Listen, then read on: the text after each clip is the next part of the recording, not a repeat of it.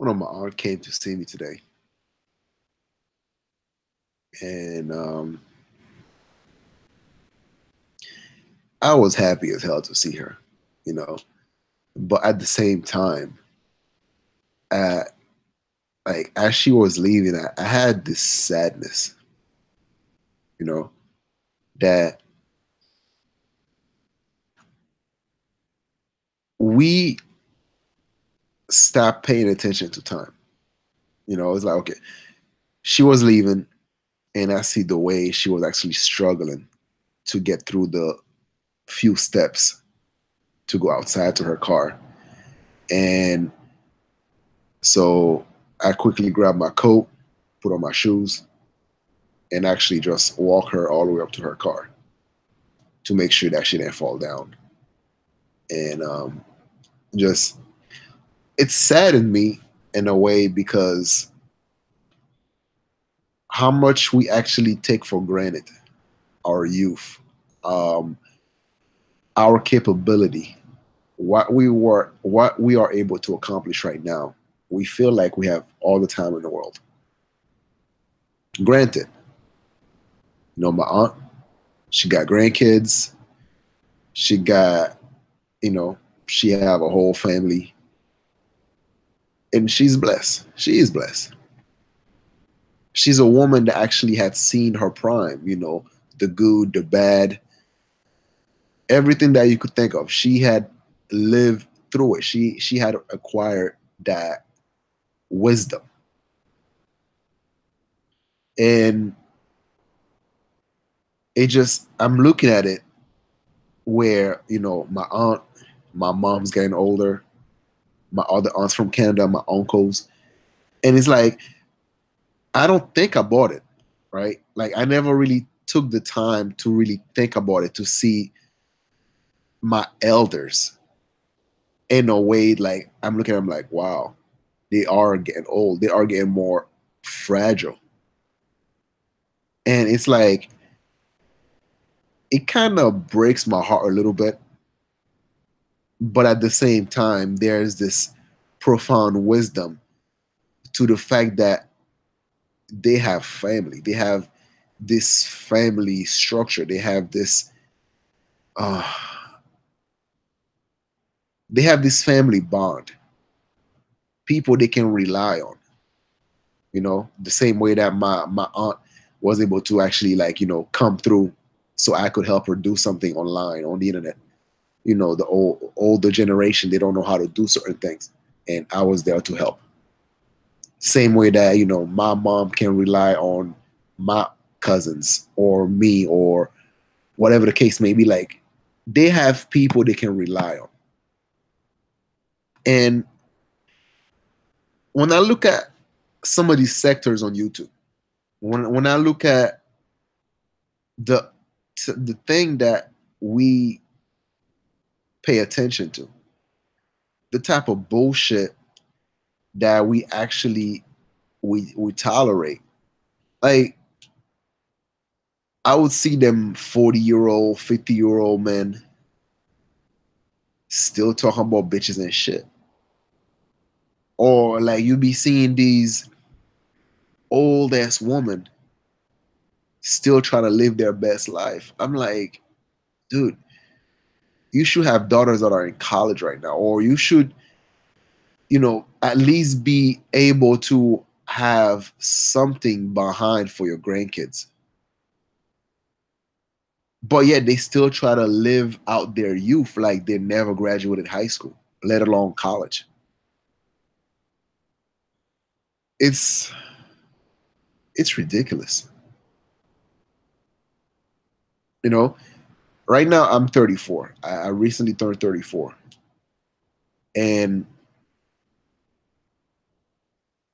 I'm looking at it where this is it.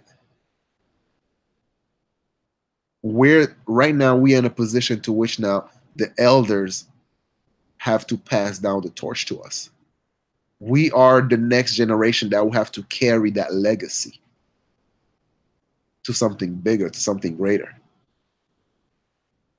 And like I am so fortunate that I found me a girl that is fucking awesome. Way less headache than some of the dating scene I've seen out there. Holy shit. I would have hate to be single right now. Like, I found me someone that I can actually grow old with,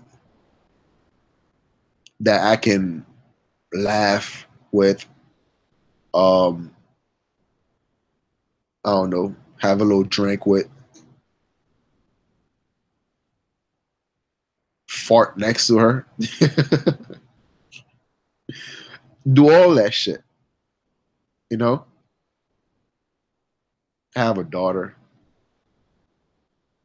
or at some point the kids that I'm planning on adapting. So it's like when I come across people that just don't see that far ahead, but yet thinking about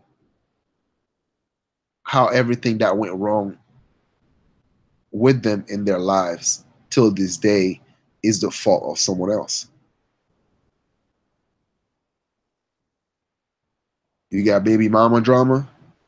Sure, fuck it. Why not get a second one? Or a third one? Or a fourth one? It's not your fault. It's their fault. Niggas ain't shit? Yeah. How about you fuck with the next nigga that ain't shit? Or the next nigga that ain't shit? Or the next nigga that ain't shit? Insanity is doing the same thing over and over and over again, thinking you're gonna get a different result.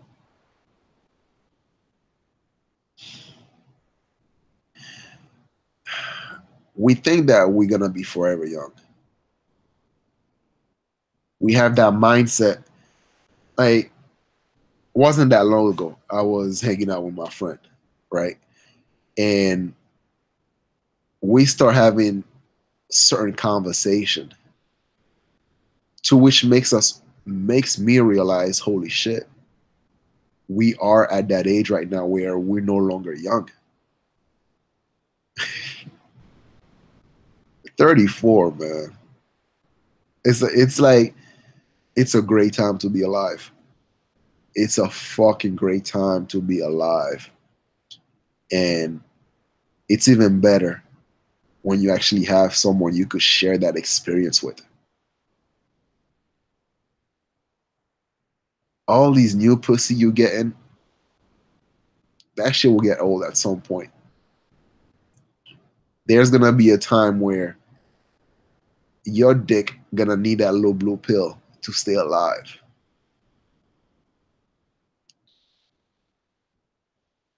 Do you have anything in your soul? What do you have anything tangible to which you could actually bring to the next generation? Do you have somebody which you will be able to pass down the torch to once you reach my mom's age, my aunt's age, my father's age? Who you gonna have?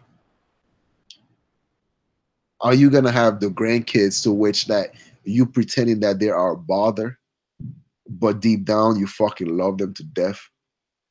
Deep down you just want to spoil the fuck out of them to the point that your own kid get jealous, saying that you never treated me like that. Well, fuck, of course not, because you were my kid. I had to be an asshole to you. But these are my grandkids. Of course, I'm gonna spoil the fuck out of them so they could piss you off when they get home because they're high on sugar.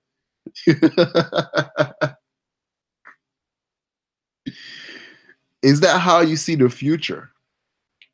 Or do you see yourself being 50 years old, 60 years old, 70 years old, still talking about women and shit? Or you still talking about like niggas and shit? Come on, people. Life is beautiful. Life is fucking beautiful. And when I saw my aunt today, even though I was sad to see like She is getting older, but you know what? She sounded happy as fuck. She's not somebody's grandmother that's still at the club twerking. She's enjoying her age. She's enjoying being the elder. And you know what? I fucking love her for that. Like, I love my mom for the fact that she's who she is, regardless the fact that we didn't get along for the most part of my life. She was hard. Like, I was telling my nieces and nephews today some of the shit that I went through. Was like they were laughing their ass. They were laughing their ass off when I was telling them when my mom used to whoop my ass. The comical version of me sitting up to my mom and then telling her that you're not beating me up today, and then waking up a few minutes later on the floor with my ass hanging in the air as she's just like whipping me with a fucking belt. Yeah, that's funny to them. They never had to. They never had to. They never had to experience that. The the harsh reality of growing up in Haiti, or the fact that we didn't have anything, yet we were so fucking happy. It's it's like when I hear, you know, African American talking about like they don't have a home, they don't have a country, they don't have a flag. But don't you have a family, dude? Who do you have in your circle that you could call your own? Like who do you have in your corner where your car broke down and you could call your cousin, be like, hey cuz, I'm stuck right now. Could you help me out? Who do you have, man? Like,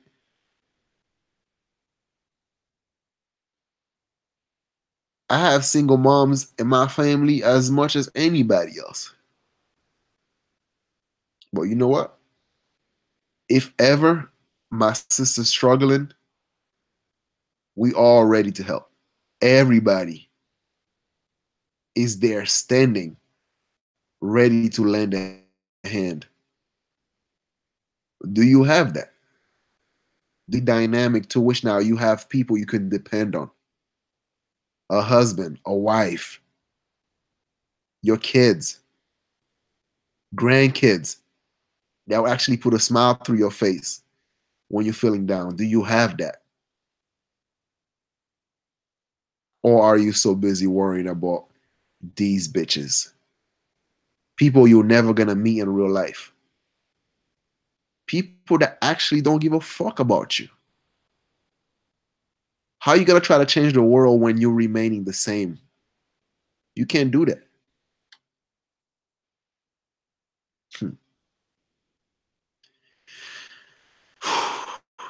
Anyway, this is Art Banaka. Share this or not. I don't know. I don't know. I'm out. Peace.